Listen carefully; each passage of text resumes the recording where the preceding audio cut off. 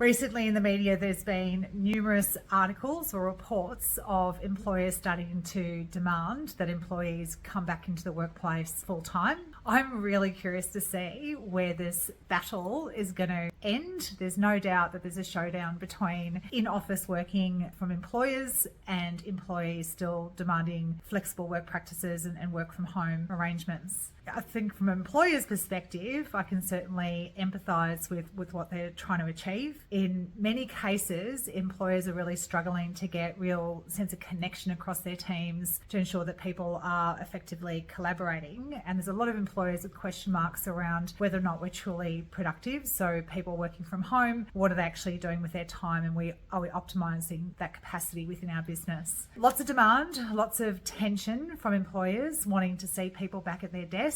On the other side of the equation, you've got employees who are absolutely still keen to retain some degree of flexibility. In my experience, some people are enjoying being back in the office part of the time, but most of the people I'm talking to appreciate the opportunity to at least be working from home for part of their time. Again, what we saw through the pandemic is people starting to change the ways in which they are living and organising their lives or balancing the demands between work and home responsibilities. A lot of people are really hesitant to give that up. Some of the key benefits that people talk about is, the reduced commuting time and obviously also the costs of actually travelling in and out of the office every day. Data also did show us through the pandemic that for many people, they actually are more productive at home. And again, I know some people will say that they struggle themselves to be fully productive, but many others are actually arguing and feeling like they're more able to be focused and to not have as many of the distractions that come with being in an office environment. So as I say, I'm really curious to see where this one's going to go. In my mind, what it's going to come down to is